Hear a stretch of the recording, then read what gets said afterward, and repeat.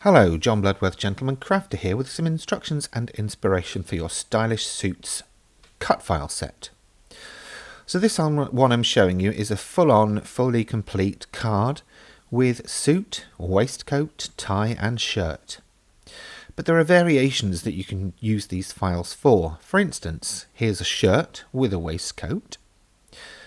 And you've got two styles of shirt included, one for a standard kipper tie, the kipper tie is included as you see here, and then also one for a bow tie, and I'll give you an idea of how to basically layer these up in just a minute.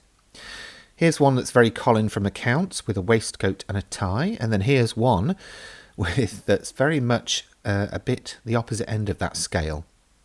And then you can basically use rubber stamps on white card, alcohol markers, paint, spray, spritzes to decorate whatever part of that suit you want. So you can go as standard or as exciting as you fancy. This one is just basically the vest, or the knitted vest with the suit. Looks a bit Crockett and Tubbs. This one's basically the show off in the office. This one is just standard one, but with the flashy tie. And then we've got the dinner jacket scenario for later. So if you've got a special event you want to celebrate, then this is the one for you. Now, let's take a look at some of the bits. Excuse me. As you see here, there are various ways of combining these, but ultimately I've also included a shaped card as well. Now, this is the shaped card. You've got a front and a back. The front is plain. The back has a dashed score line running through it. So you'll score it and fold it. Apply glue above the score line. And then place the front on top of that. Now this could be cut from coloured cardstock or just plain white cardstock or even plain black. Plain black might work well if you have lots of colours going on with the suit and the shirt and the tie, because that will help them pop and stand out. The white might work well for a classic invitation, especially if you're doing perhaps a wedding invitation with the grey suit that I've showed you. So either of those will work well. And there you see, we've got the folded card now.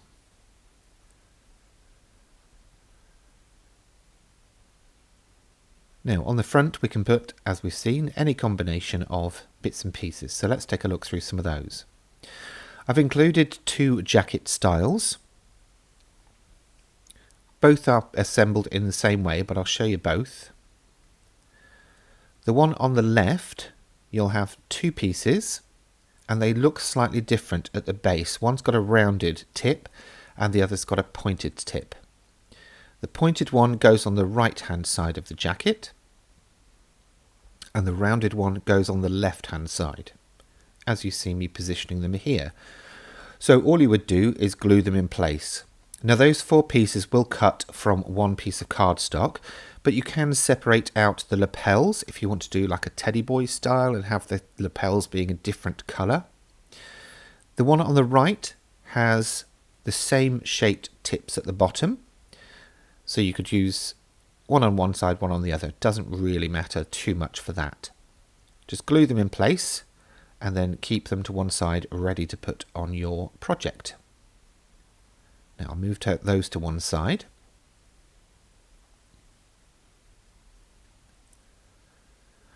Now bringing in the jacket, the shirts. Again, you've got two styles. The main shirt body is the same for both, but you've got two different styles of collar. The first style has the two big wings and they fit on like that. And then the other has this one piece which will stick on just like that.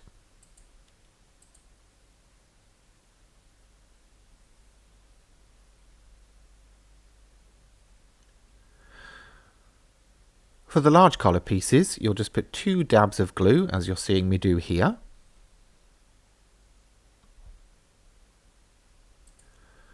And then stick them down just at the end points. And this gives you the opportunity to raise up that collar and stick the tie underneath. I'll come back and do that in a second.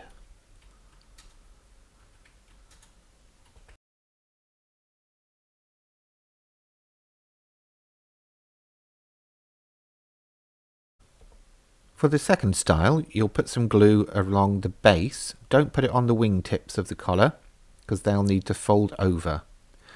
You're best to score those as well with a sharp stylus, as it's quite a thin piece that you'll need to fold over.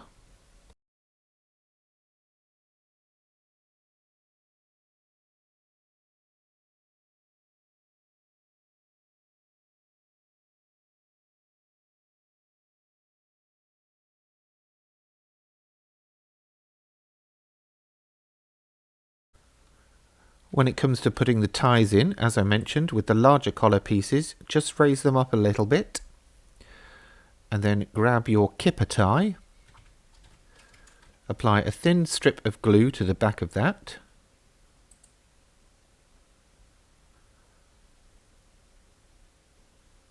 slip it underneath the collar and then line the tip up with the dashed score line that runs down the middle of the shirt.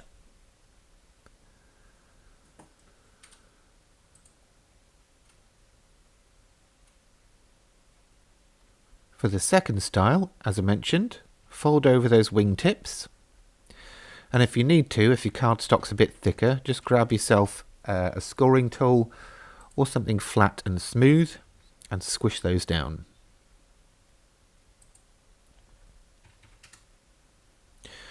Then you're going to put a bit of glue in between those wingtips, take the bow tie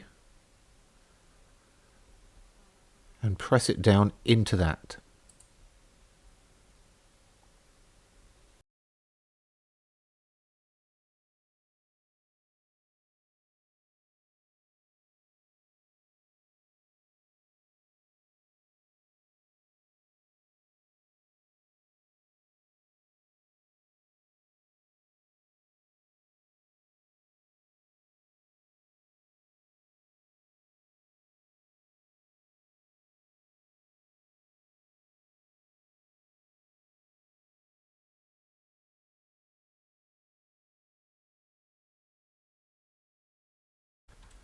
Once you've got your shirt done, you can decide if you're going to use the waistcoat or the vest to go on top, and that will fit directly on top. If you're going to do the jacket as a freestanding, you can apply the back as well. If you're not, if it's going to be mounted on the card, you can just stick the shirt directly to the folded card. I had to remember what it was called then.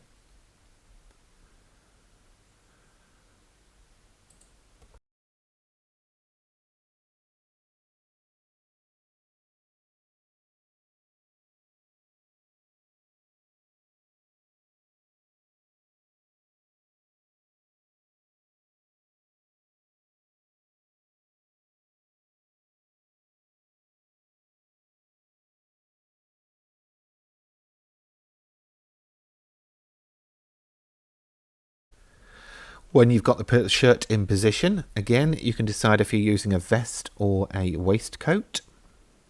Pop those down if you are. If not, go in with your jacket pieces.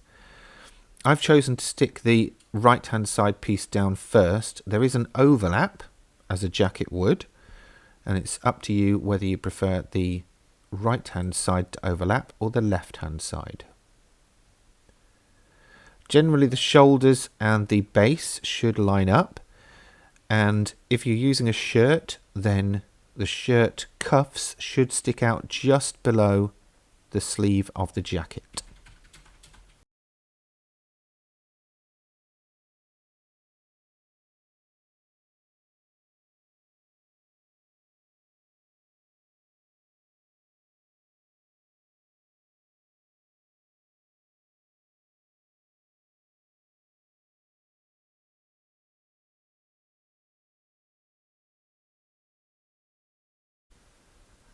And there we go. There's a shirt, tie, jacket and card fully assembled. And of course, I showed you earlier a variety of ways that you can decorate this. As you see here, the shirt sticks out just below those sleeves, and again I've applied the back. But if I was doing the jacket, then I would not apply that back. You can of course decorate it with whatever you've got available in your craft room, and here are some more ideas to help you on your way.